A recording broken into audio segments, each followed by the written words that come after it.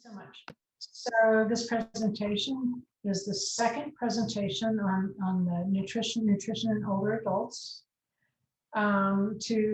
So my image here is obviously about exercise. I'll probably say this again today. Over the years, for 3.5 decades, actually, I've taught nutrition either in community college or university, either introductory or graduate level or senior level classes. And students often come in and ask me, what's more important, exercise or nutrition?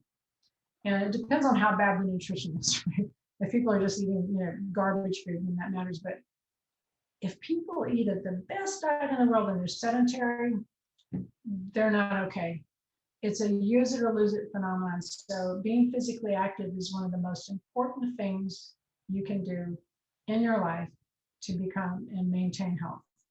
Above all things, it's use it or lose it. So when you're young, if you stop exercising for a period of time, let's say 2 months, it's work to get back into it, right? You got to get back into it. You're sore for a while. You got to get back in the habit. But if you stop exercising when you're older, then what happens is it's not just a 2 or 3 month decline. It can be a severe decline, and muscle mass loss can happen rapidly. So it's really critical for older adults to be active every day, cardiovascular fitness, and also all over muscle fitness and balance. So I'm going to continue to talk about this, but some of you have expressed interest in working with older adults in your career, and I want to encourage you to care about this issue. Above all things, people need to be active. So in this lecture, we focus on conditions faced by older adults that are related to their nutrition status. So some of these terms may be new and some may not be. So bear with me because it very much matters. For example, number one, atrophic gastritis is specific to older adults. This is probably the only time in your undergraduate degree that you talk about this, and it's critical to understand what older adults are working with. And so this is macular degeneration, cognitive decline, and sarcopenia are also, these are also related to being older adults. Some things like osteoporosis are affected by your overall life, lifestyle starting in your teenage years, right? Are you doing bone building? Are you bone building exercises? Do you have a good diet? And you don't have eating disorders? There's so many things to consider. But all in all, many of these conditions manifest among older adults, but they start earlier. Many of them start earlier, not all. So let's go through these. The first slide is about atrophic gastritis, and I know this is one of these terms that if you're not thinking about it may seem strange, but atrophic refers to atrophy, which is breaking down. So if you have perfect cells, they're perfect cells. If they're breaking down, maybe there's some destruction going on. So atrophy means some cells or some lining of tissue is not maintaining their integrity, then it's kind of dying off. So atrophy. So, and gastritis refers to the stomach, and itis means inflammation. So atrophic gastritis has to do with an infection in the stomach due to atrophy of the cells in the stomach. So people get the inflammation of the stomach mucosa, and then glandular cells that produce enzymes and intrinsic factor and hydrochloric acid, things that affect digestion, don't work as well. Okay, so loss of the functionality of the stomach matters. This is a condition that doesn't usually happen before age 50, but it can. So it's usually after age 50. So how does atrophic gastritis, again, atrophy of the stomach lining and inflammation, affect health? So I know in your physiology class, you looked at the structure of glands. I know because I created that course and I passed it on to people, and I remember talking about glands in that class, and we talked about it some in undergrad, intro to it. So picture this, here's a stomach up here. This is a little hole in the stomach. and it's called a gastric pit. And what it is, it's a little hole where that's lined with cuboidal cells. So this whole thing is a gland, and there are cells here that produce substances that affect how the stomach works. So atrophic gastritis is atrophy of the line of the stomach, including the glands, and impair the functions of things like parietal cells. What happens if that atrophy occurs? That parietal cells produce hydrochloric acid and intrinsic factor. If these cells are atrophied, then we don't make enough hydrochloric acid or intrinsic factor. And if you don't remember what these are for, we're going to cover them in the subsequent slides. So what's going on here is the functionality of the stomach is decreasing. And without hydrochloric acid and intrinsic factor, vitamin B12 absorption is impaired. So this whole discussion about atrophic gastritis is leaning towards addressing vitamin B12 status. This is an issue in particular for older adults. So why do we need hydrochloric acid and intrinsic factor and vitamin B12?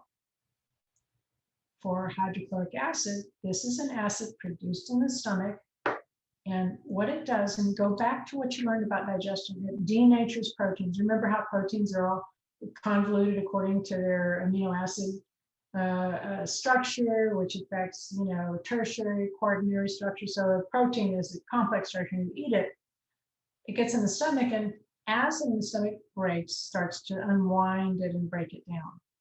So, and what it does is it separates vitamin B12 from the protein in food. So let's say you eat chicken.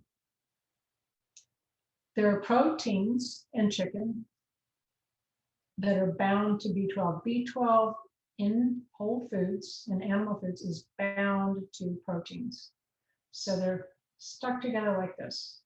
So when you eat them and they get into the stomach, B12 plus protein, let's say chicken protein, hydrochloric acid denatures the protein and breaks them apart. Okay, so it's freeing up B12. Also, acid activates pepsinogen. Now remember, this is how protein digestion begins in the stomach, with the action of pepsin. Pepsinogen, if you remember your terminology, is a zymogen. It means it's an inactive enzyme. But in the stomach, with the presence of acid, it activates this enzyme. It starts breaking down protein. Finally, hydrochloric acid inhibits microbial growth. So this is why we don't have, when we have a stomach acid, we don't have too much bacteria in the stomach. Okay, so hydrochloric acid is important in this discussion here. It's really important with respect to liberating vitamin B12 from protein food. Okay, so why do we need hydrochloric acid? Here you go. So why do we need intrinsic factor? What is it? It's a glycoprotein required for B12 absorption. So what this means is the stomach factor, specific cells do, this intrinsic factor is needed later on in the small intestine for absorption of B12. Without enough intrinsic factor or low levels, we have a decrease in absorption of vitamin B12.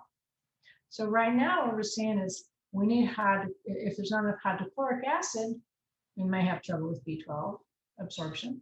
If there's not enough intrinsic factor, we may have trouble with B12 absorption. So we need both of these things produced by a healthy stomach to absorb vitamin B12 so we can use it.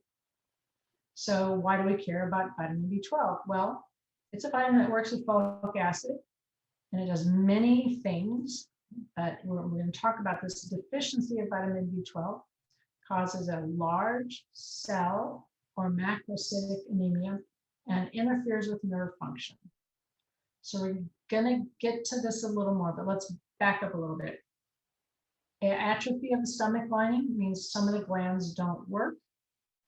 The glands that produce hydrochloric and intrinsic factor are affected. And if the stomach is atrophying, we are not as good at absorbing B12 as we should be. So older adults are at risk. What causes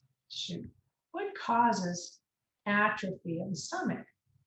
Why does this happen? Well, in some cases, we don't have any control over this.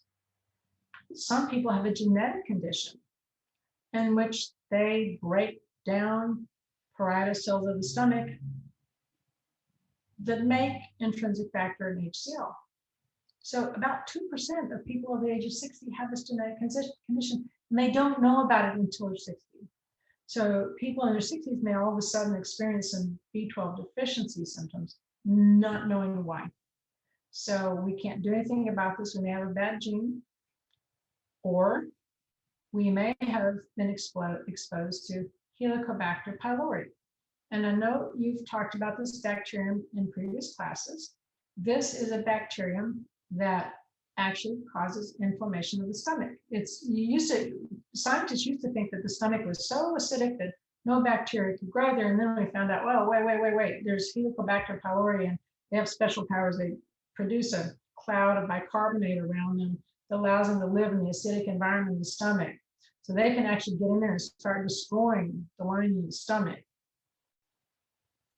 And without diagnosis, they can cause problems. So if people have this inflammation, and what happens, and I have to be personal about this, I have gastritis and have had it. So I know what this feels like. It hurts. And when you have this pain, so erosion of the stomach lining, so you go and check and they look for, well, what is it? They do an endoscopy to see if there's a hole in the stomach lining. They do a test to see if there's Helicobacter pylori. If there's H. pylori, then they treat with antibiotics. Okay, so Helicobacter pylori can cause a breakdown. And sometimes people have this and they don't actually have symptoms. Like they don't feel bad, but they may have this infection and it's affecting their B12 status without them knowing about it. Okay, so they may not know about their genes. They may not know about this infection and getting older. So causes of atrophic gastritis that are not controllable are genetic, infection with H. pylori, or getting older. So whenever you work with older adults, you want to think, could they have atrophic gastritis? Is their B12 status okay? Let's talk about it. So we'll get into this a little further. So what's controllable? How else do we erode the lining of the stomach? One way is overuse of are you familiar with the terms NSAIDs? It's I'm going to say this real slow so you can write it down if you don't know. Non-steroidal, like steroid, anti-inflammatory drugs. These are non-steroidal anti-inflammatory drugs. These are drugs like aspirin and ibuprofen. They're not steroids, but they still affect inflammation. Aspirin and Advil are good examples. Sometimes people don't handle aspirin well, or they take too much aspirin or Advil. And just the fact that they're taking it, even without these conditions, this can cause atrophy of the stomach lining. So this is a personal thing for me as well, because both my mother and I can't manage aspirin very well. So I can't take aspirin when I have a headache, for example, because it causes gastritis. Some people can take it all the time. Some people, athletes sometimes take a whole lot of Advil for muscle pains and so forth, maybe more than they need. And they may not realize that it can contribute to gastritis. So this is something we need to be careful about overdoing, is aspirin and Advil. And another one is excess alcohol intake. That can cause breakdown of the stomach as well.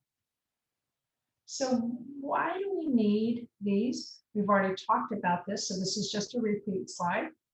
Why we need hydrochloric acid, why we need intrinsic factor, why we need B12, okay? Now, so just to repeat this, we need this to denature proteins, make B12 available.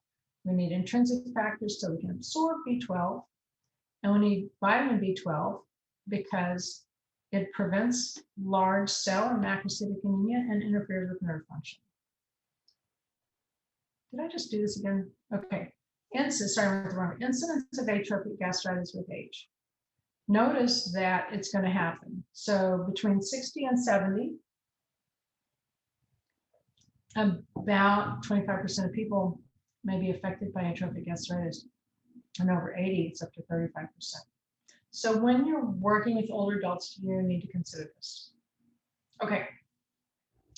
Now, we've already talked about this, but this slide specifically addresses how atrophic gastritis can lead to B12 deficiency. I'm repeating what we've talked about for clarity. Okay, if you have atrophic gastritis, remember your hydrochloric acid levels may be low. You may not have intrinsic factor. So you won't have good status of vitamin B12. And one of the major symptoms is what's called megaloblastic anemia. Here's megaloblastic anemia. This is large cell.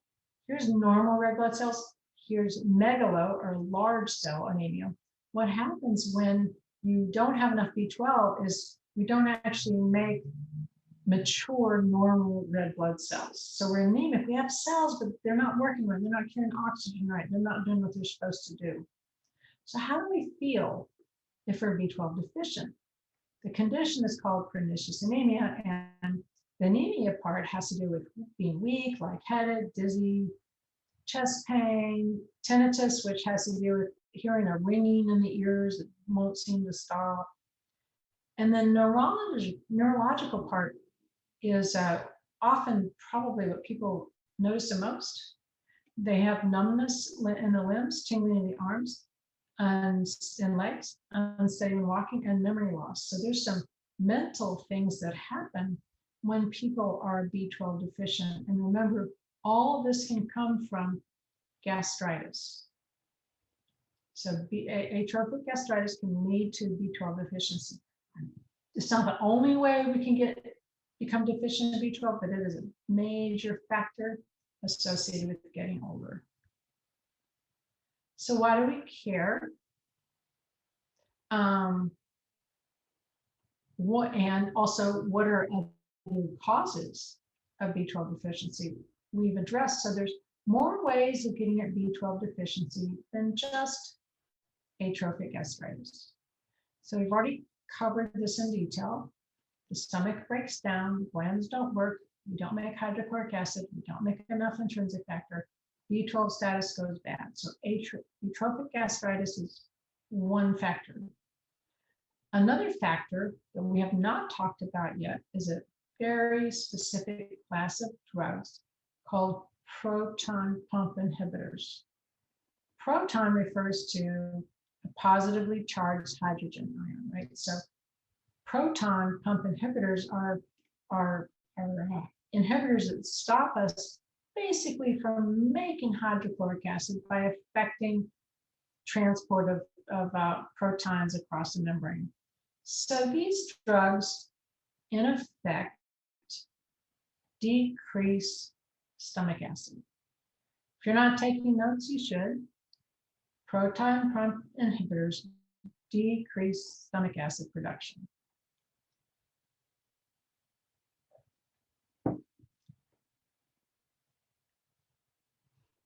So to be redundant, vitamin B12 deficiency is caused by atrophic gastritis. Taking a medication, a proton pump inhibitor, this is maybe the most popular drug in the United States. There are so many people that take this because when they get older, they experience gastritis. This is a very common drug. Okay, so that's two. Do y'all know what bariatric surgery is?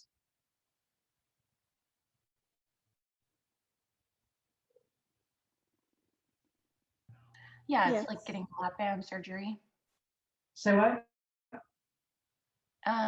It's basically like the weight loss surgery when you get your stomach stapled, Yeah, there's in a layman's variety of terms. ways to get at. Thank you. There's a variety of ways to get at this, but you're exactly right. People undergo bariatric surgery when they are morbidly obese. So I think the cutoff is typically 40 for a BMI. So, and the reason that we do the surgery is because if that body mass index, the risk for dying from comorbidities is high.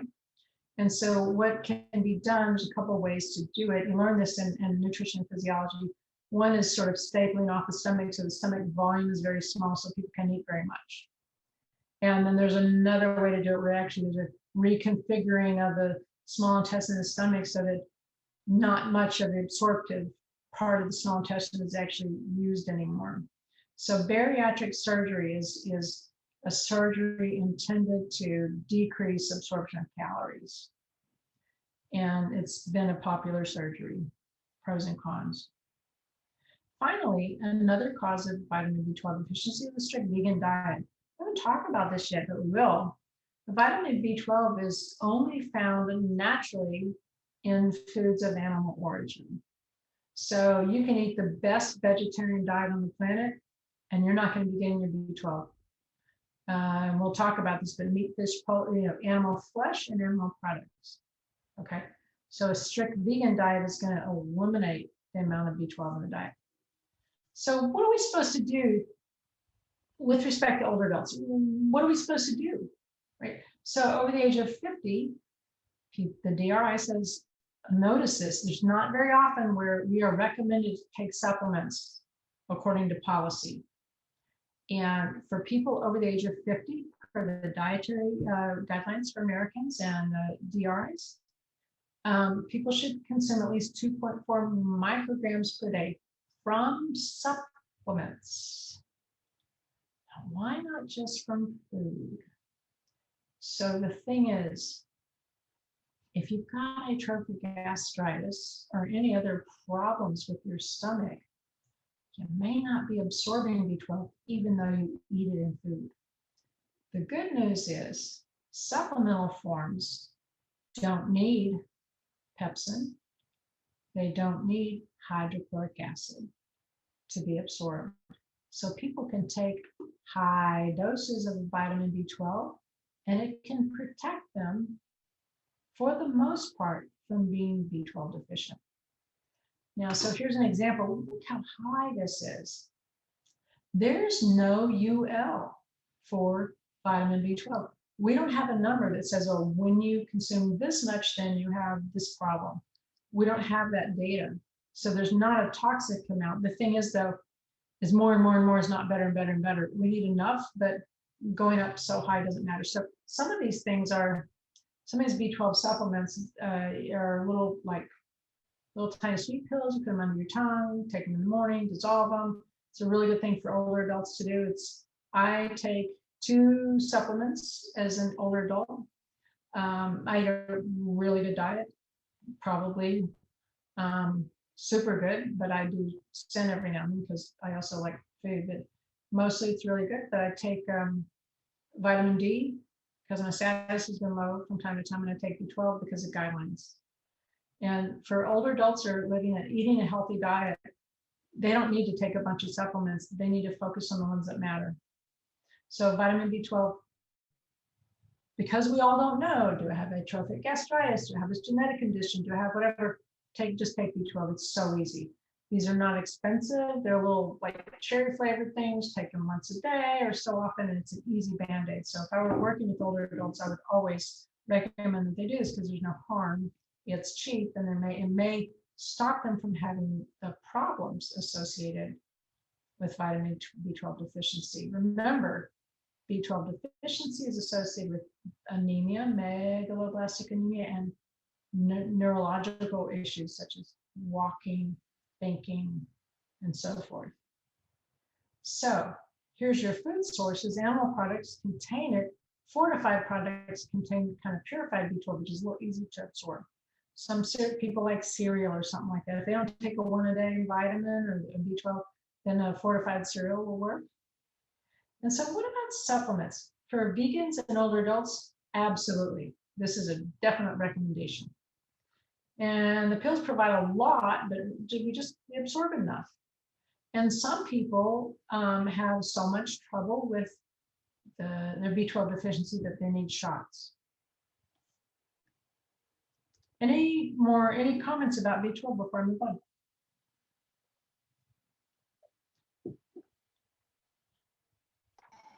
I have a question. Sorry, my microphone wasn't turning on. So I wondered about this. So I'm just going to ask, for the B12 supplements, are they all made from animal products? That's a great question, right? Because if you're a vegan, then how do you handle this? I think there are some where they've been able to produce B12 like in a laboratory setting, but that's something that I would look into, and but I have to say that there a couple of cautionary comments. In your basic hippie store, right, which I frequent but don't trust all the information in, there are people sell algae or yeast or brewer's yeast or something like that, and they claim that the B12 can work. I would not accept those claims because some of the other sources of B12, like algae, the B12 is not bioavailable. And so what happens when people follow this path and they're eating a vegan diet, they are at risk for B12 deficiency. So back to your question, is it from liver extract or is it manufactured? You're going to have to look it up, but I think there's an option for both now. Thanks for asking that. It's a really good question. Oh, so sometimes people ask me about the B12 shot because prior to COVID, this was a popular thing for people. Oh, I'm low in energy. I'm going to start getting B12 shots. And if you ever think that you want to try something, there's always a business that will give it to you. So people can go get shots of vitamin B12 and they report having more energy. Now, the interesting part about this is if they're not deficient, it's probably a placebo effect, because when you do double-blind controlled studies, it doesn't seem like it really works that well. But I'm not so much of a naysayer, and I don't think it hurts. It's just money. But I have one more thing to say about this, and this is a personal reflection. I think maybe a little more useful for you guys than all these numbers. So I knew an individual 2 decades ago. His name was Bob. He's quite a bit older than I was. He's married to a friend. He was one of the smartest people I've ever met, like a Renaissance guy, just knew something about everything. Such a fun conversationalist, right? Fun to hang out with and talk about things, and sunny personality, really smart. And he had the genetic condition that affects B12 status. And he found out because his brother got it first, and his brother had trouble walking and getting balance. And so it got that far. And if you get B12 deficiency symptoms, you can't fix them with B12. Wherever you catch them, that's where you suffer. So his brother still had an unsteady gait and all this kind of stuff because they had bad genes. Bob found out about this, so he got tested and started taking B12 before he suffered from B12 deficiency. So Bob did this very well.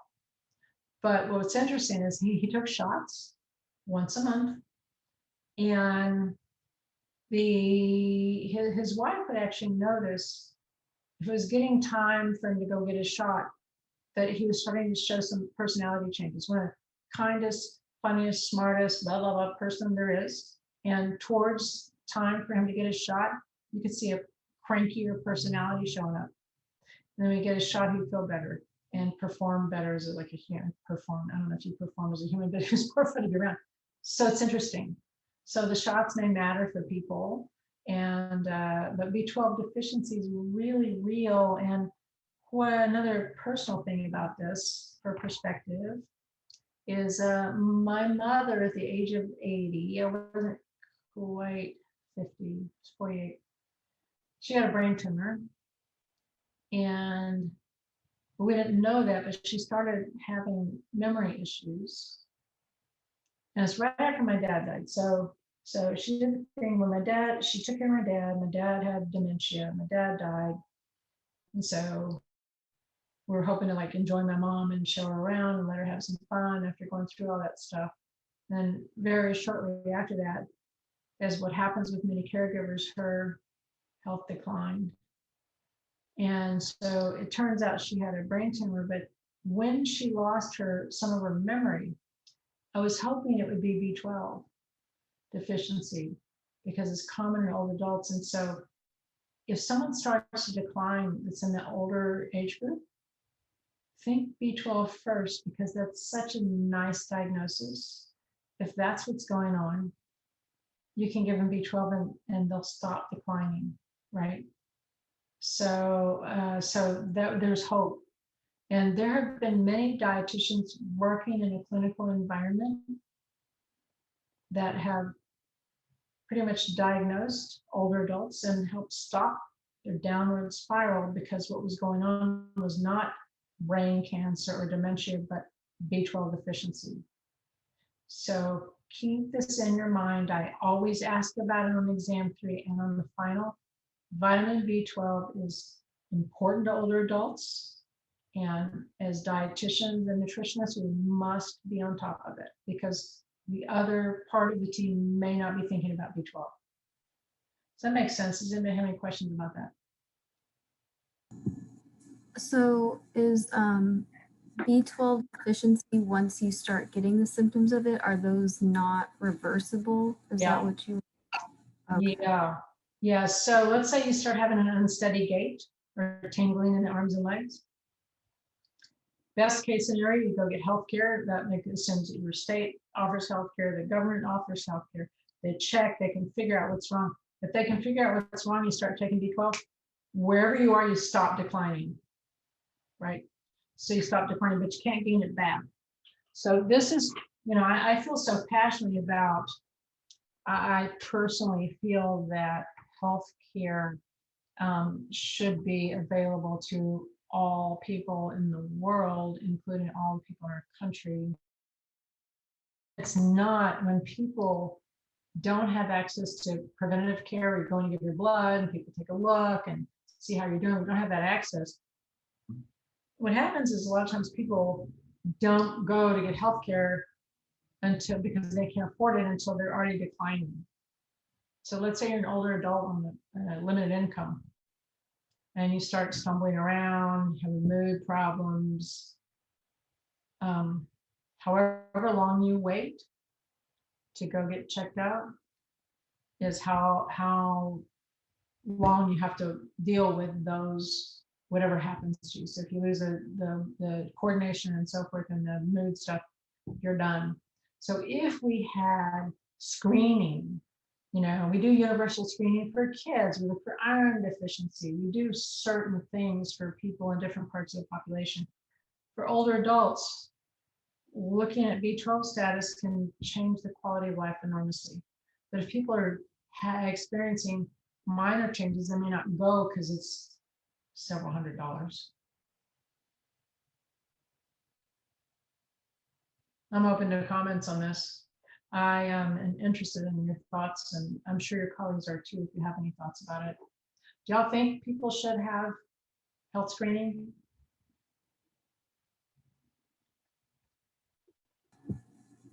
I'm just glad that I know about this now. I mean, I couldn't have known about it way before then. My grandparents they both passed away.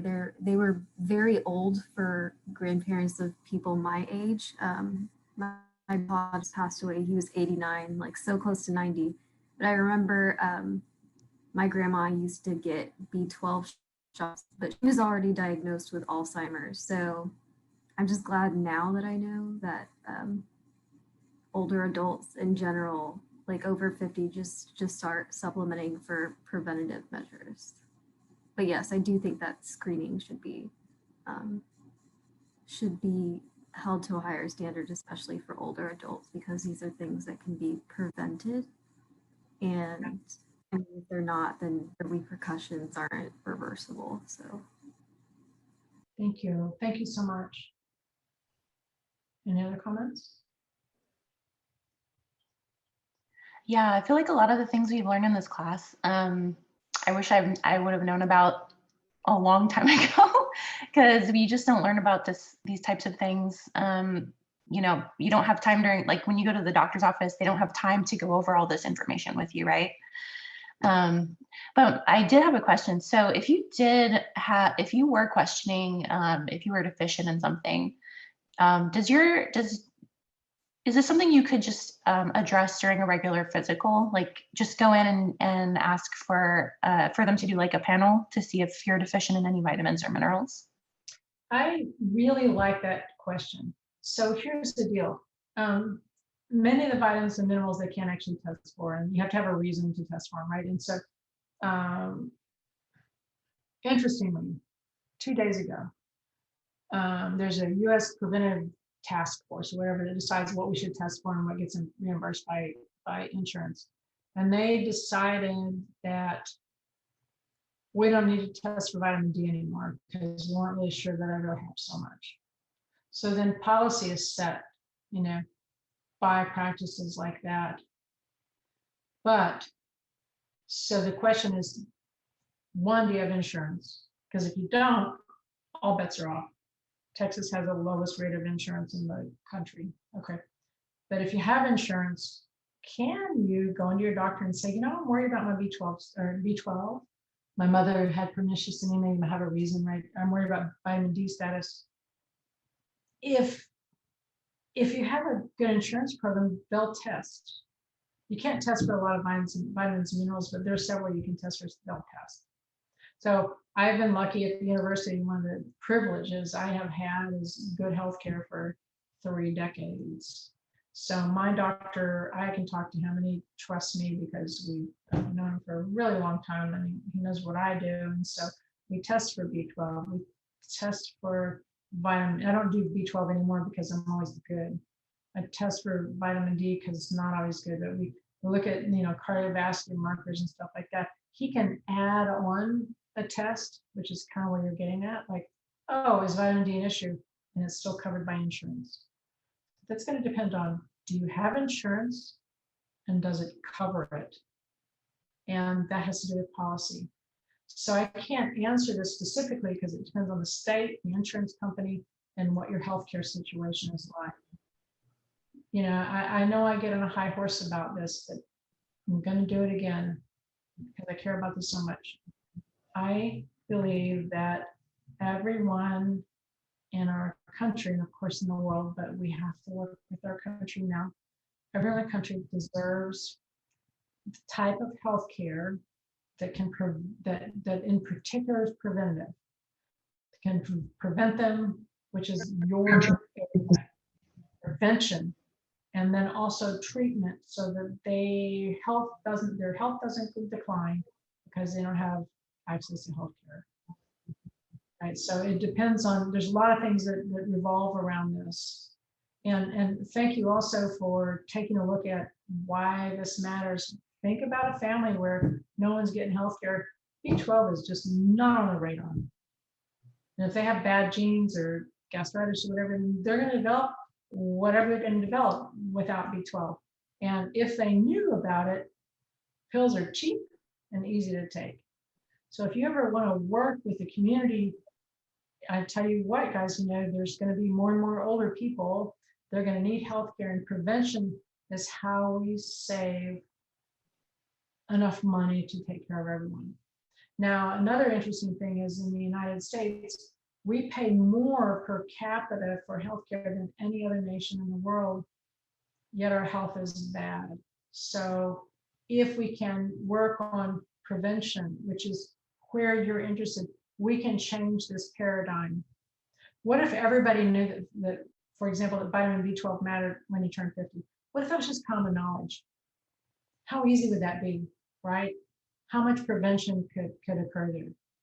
You know, so anyway, think about these things. Any other comments? Yeah, I have a quick thing.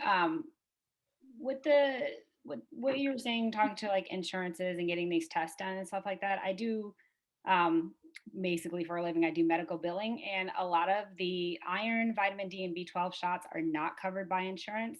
They're just discounted. So I do see a lot of people, getting upset about that. And unfortunately, it seems to be about 60% of insurances don't cover it. Some do, but most of them don't. But then at the same time, these tests aren't super expensive. Just some of them are, but not all of them are. So I know, like, for sure, where I work is Austin Regional Clinic. Like, I know our B12 tests are around $40. We do offer a discount on top of that. Like, iron costs like $20 or $23, and like vitamin D costs like $25. So it is something that, like, at least people could get like a la carte. But again, if you don't have any money, it gets pretty pricey pretty fast. And thank you so much. Having somebody like you in the class changes everything for us because you're in the trenches, right? So that's a perfect example. And it really comes into disposable income too. And I can't even talk, COVID has mixed everything up, but disposable income. So I've been so privileged in my life to have a job. The insurance will kind of pay with whatever comes up. But people that are cherry picking or Medicaid or moving in and out and trying to get into Obamacare and then not being able to do it, all this kind of stuff. There's so many people in the cracks. So if your income doesn't meet any standard, are you going to pay for B12? Right. This just makes me think even more that every family practice should have a dietitian, and something that I even just thought of right now is probably every pharmacy should have one too. Like a dietitian, you can go in and discuss, your dietary concerns. My goodness, Brianna, that's my parting dream in my career. And actually talk to your pharmacist a lot of things versus. Pardon me? Sorry, my internet keeps freezing up, but I was saying that not a lot of people know that you can talk to your pharmacist about drugs, not just your family doctor. So having a dietitian at a pharmacy would probably help a lot of people, because I think a lot of people go to the pharmacy or just your drugstore for supplements anyways. Man, thank you so much. I love your comment. I think actually your comment summarizes what I feel about our field and the importance of our field, because we are truly in the trenches of prevention, right? Prevention. You look at all this stuff. What if people knew about this and took their B12? Then they wouldn't face this stuff. Think about pregnancy and prior to pregnancy. What if they knew DHA mattered? What if a dietitian could help them figure out how to get in the diet? What if whatever healthcare situation they went into, they had somebody to help them with diet planning? Diet planning sounds mundane, but it's absolutely critical. When I've worked with people in a professional setting and even giving talks and national and local talks, everybody wants to know, what am I supposed to do? You know all the things you know about the stuff we're teaching, right? B12, vitamin D, blah, blah, blah. Most people don't know that. They want to know, what do I need to do today so I'm protected from poor health ramifications? So Brianna, exactly. Dietitians should be involved in all prenatal health care environments with all pediatricians. Think about it when we're talking about complementary foods and everything we talked about. What if we had people would go and see the dietitian for even 20 minutes, and they talk about that don't put cereal in the bottle, don't give cow milk till age 1, be sure your complementary foods include iron, and don't feed junk food. You're right, there's like 4 major themes. If people knew this, it could change everything. You guys are the guys that are trained for this. And we don't have all these jobs available now, but you know what? It's gonna happen because prevention is much cheaper than cure. Insurance companies, think about it. If they could prevent older adults from getting dementia and macrocytic anemia and this kind of stuff, they'd be a lot better off paying for vitamin B12 supplements than, walkers and all the ramifications that happen later on. So please, you guys, be leaders. You're on the steps of a changing paradigm, and you can make the difference. If jobs don't exist right now, they will, and you can make that happen. So thank you. Prevention is absolutely critical. Thank you. And I feel it's real important to talk about this about B12, but well, for older adults, but we pull it through from different life stages. So thank you. Okay, so I'm going to hit a couple other issues with older adults. One is osteoporosis. This is no surprise for people. You've learned about osteoporosis from the get-go. And what happens, this is a condition that happens when you get older. Unless you have an eating disorder, and people with eating disorders can get this early. But unless you have an eating disorder, this is not going to happen until you're in your 60s or 70s or later. And so what happens, it's a silent disease. You don't feel pain, you just walk around, you feel normal. You may lose stature. People will get smaller when they get older because their vertebrae kind of compress. But they can also have like silent fractures, and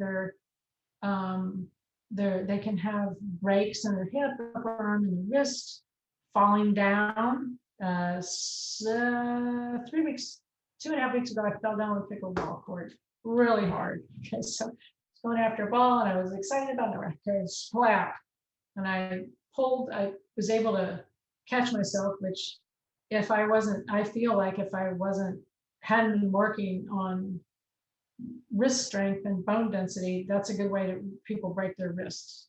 My age, I'm 65, people break their wrists all the time by running into stuff. So, you know, because I do sports, I have specific exercises for wrist strengthening and grip strengthening and other stuff. So I know how important it is to be active and put pressure on the bones, put pressure on your muscles to make sure you stay healthy.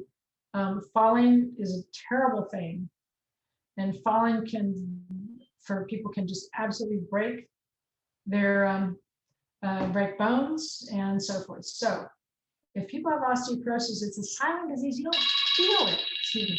You don't feel it, but it happens. And what increases the risk? One is age, and this is one of my favorite ones, you guys. It's low body weight. So we spend our entire life worrying about our body weight, and you know, we've talked about this so much with eating disorders. We're marketed to be thin, be thin, be thin, be thin as you possibly can. You know, thinness is nice, and it helps affect our risk for cardiovascular disease, but too thin, where we're below like 18 BMI, can actually affect your bone density. So being in the range of, you know, like 19 to 24 is a good bone density range. So, but if people have very low body weight and they're older and they don't spend time in the sun, because that's going to affect their vitamin D status, their risk for vitamin D is important for bone mineralization. So this can affect their risk for osteoporosis over a lifetime if they're inactive, right? Physical activity, as I started out at the beginning of this lecture, physical activity is the fountain of youth if there is one. And also there's family history, racist methods, smoking. If people smoke, their bone density is lower, if they have to take steroids for a long time, and so forth. So there's many factors that increase our risk for osteoporosis, some of which we can do something about, like being physically active. The next slide is going to focus on nutrition.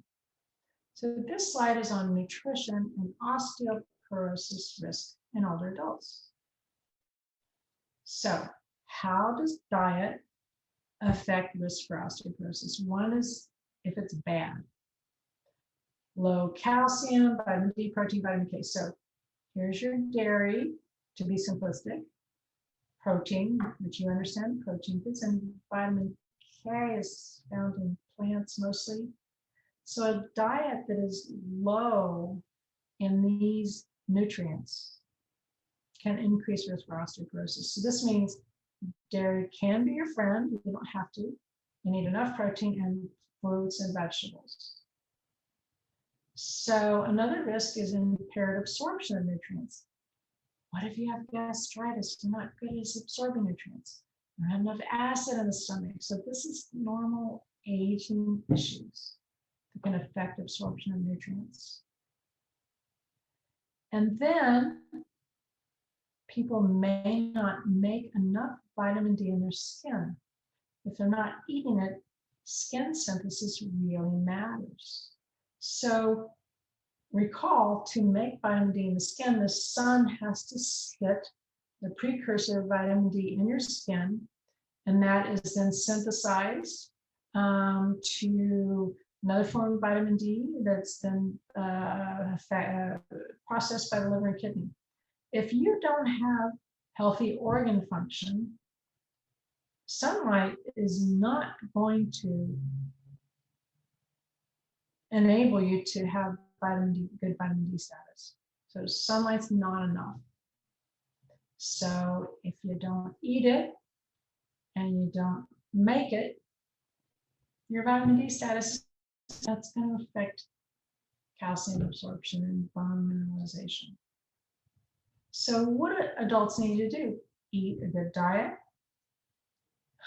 Good luck on gastritis, but and then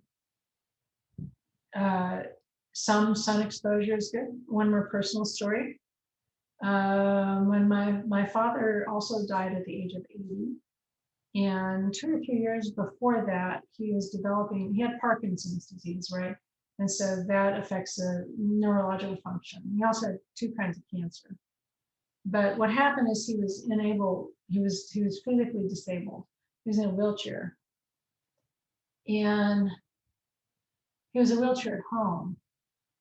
Now, if somebody's in a wheelchair at home and maybe get home health care workers coming in, they may not know that he needs to be out in the sun, right?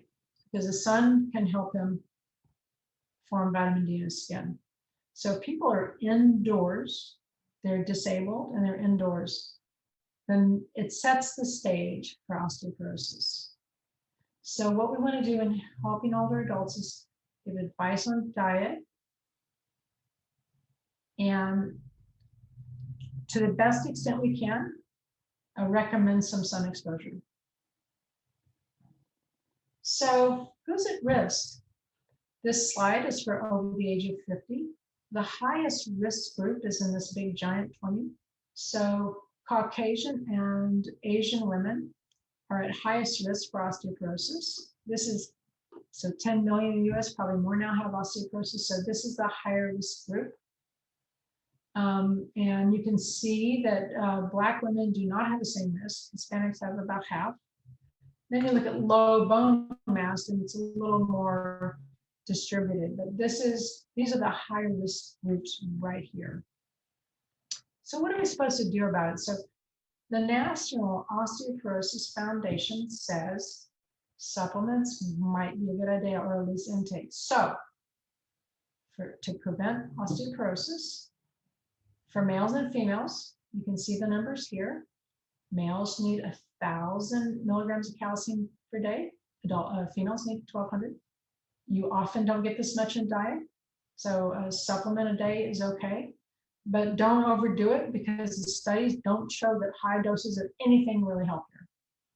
So I would go with a diet approach. And then here's the advice on vitamin D. Now, if you go look at supplements in the stores, there are supplements with such higher amounts than this. If you go look around on the internet, people are going to recommend a whole lot more than this. But these guys are looking at the literature, and the literature says for bone density, this is enough. I personally feel that these guys have it right. After having experienced decades of recommendations for taking supplements that didn't work and so on, when they're cautious, I comply with their caution. So here's the recommended amounts for calcium for older adults and vitamin D. Going over this is not something that I would do. And this comes from many years of considering whether or not these organizations are too conservative, and I don't think they are. Okay, so what do they say? Eat sources, right? So we talked about the amounts. So how do you do it? Here's your fish sources. I mean, here's your calcium sources, here's your vitamin D sources. Eat enough protein. It's not that much. Some people eat a low protein diet. If they're not eating protein at every meal, they may not get enough. And then exercise. So diet, including calcium, vitamin D, and protein, and exercise. All healthful lifestyle choices. Okay, so the next category is age-related macular degeneration. This has to do with it's a cause of blindness. My mother actually had this too. So what happens is the macula is the back part of the eye, it starts to degrade, degenerate. And why? Genetics, family history, smoking can cause it. So that's your lifestyle. Shoot. Okay, smoking, exercise. You want to maintain, you want to don't smoke, do exercise, have a normal blood pressure, eat a good diet. And even when people do this, sometimes their risk for AMD goes up. There have been several studies that have shown that taking these certain combination supplements may help this degeneration from progressing. This is evidence-based information, and you can just look for a supplement in a pharmacy over the counter for AMD. So here's what this looks like. This is an AMSA grade, which is a test for macular degeneration. Remember, macula is the back of the eye, and degeneration is the breakdown of it. When people are fine, they look at this grid and they can see these squares. When people have macular degeneration, they have trouble focusing on the middle of this grid, and the lines are wavy, which affects their vision. Here's what vision looks like for people that have macular degeneration. They have their peripheral vision, but their central vision is compromised. Okay, so what do? Eat plenty of fruits and vegetables. If it runs in your family, consider taking a supplement. Eat always these foods: corn, spinach, sunflower seeds, fruits and vegetables, moderate dairy, some fish. This is all the stuff that's found in the dietary guidelines for Americans, and all of us can design a diet that addresses prevention of AMD, and it matters. So I think this is my last, there's two more things. Cognitive decline. Everybody worries about this. I worry about this. Everybody gets older worries about this. To prevent cognitive decline, don't drink too much. Eat regular meals with good food. Same story. Exercise every day. Socialize and stay engaged. This is all we know. After decades of research, this is what we know. Eat a healthy diet, exercise, don't drink too much, hang out with people. So this may be a term you have not learned about yet. It's called sarcopenia. Sarcopenia stands for Greek poverty of the flesh, meaning loss in lean body mass. This happens with older adults unless they work out harder. So what happens as you age is you typically gain a pound a year. So let's say you weigh 150 pounds when you're 20. So you gain a pound a year. So when you're 30, gain another 10 pounds. Then you're 40, another 10 pounds. And then you're in that risk area where weight gain is too high. So what we want to do is maintain a healthy weight and try to not gain, which is that activity and healthy diet. Okay, so but this is what happens. And also, because your hormones decrease, hormone levels, your body doesn't keep up the muscles the same way they would. It's just one of the things that happens with older adults. It's going to happen to you too. So oftentimes, so these are diagrams that show here's somebody that's a younger adult, these are all muscles. here's somebody that weighs a little bit more, but you can see their muscle mass is smaller as well as fat mass. This is an example of sarcopenia. Someone may be heavier, but their muscle mass is greatly decreased. Sarcopenia. What causes it? Less hormones, poor nutrition, smoking, and physical activity. Notice how much this stuff shows up over and over again. Smoking, activity, and diet. Now here she is. She's I don't know, I'm gonna guess 75 or 80. Those are probably 4-pound weights. You may, as a young person, you're going, well, why bother? As an older person, for her to be stressing her muscles every day, regardless of what she can pick up, is a game changer. This can stop her from falling. It can help her when she falls to catch herself. It can keep her muscles stronger. And there's all kinds of balance exercises she can do too. So not everybody's going to lift, 45 pounds or 15 pounds. That's okay.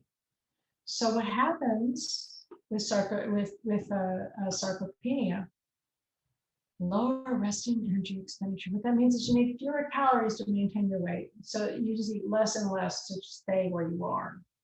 Insulin sensitivity is not good. You're weak. You're higher risk for disability, greater risk of falls. And I have to tell you that the biggest risk for older adults is the fall.